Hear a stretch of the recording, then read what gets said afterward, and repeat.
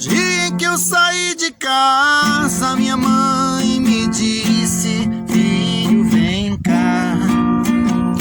Passou a mão em meus cabelos, olhou em meus olhos, começou a falar: por onde você for eu sigo com meu pensamento, sempre onde estiver. Em minhas orações eu vou pedir a Deus que ilumine os passos teus. Eu sei que ela nunca compreendeu os meus motivos de sair de lá, mas ela sabe que depois que cresce o filho vira passarinho e quer voar. Eu bem queria continuar ali, mas o destino quis me contrariar, e o olhar de minha mãe na porta eu deixei chorando a me abençoar.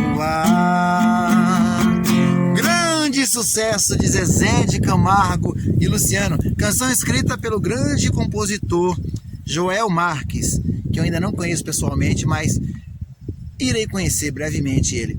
É uma canção aí que retrata a vida daquele que sai de casa, né, e vai para a cidade grande atrás de sonhos, de esperança. E uma canção que retratou também o filme Os Dois Filhos de Francisco. Ela se contrastou muito bem com o filme, porque parece-me bem similar à história do filme. E tanto que Zezé de Camargo adora essa música, ele gosta muito dessa canção, e o João Marques orgulhoso aí por ter escrito ela. Uma canção que fez sucesso por 2 vezes quando foi lançada, mas com destaque maior para quando essa canção foi abordada no filme Os Dois Filhos de Francisco. E você se identifica com essa canção, com as histórias do sertão, com essa paisagem? Te lembra alguma coisa? Comenta aqui nos comentários, tá bom? Um abraço hoje aqui desde o sertão, da casa que um dia eu não saí dela, mas alguém já saiu. Um abraço para todos vocês.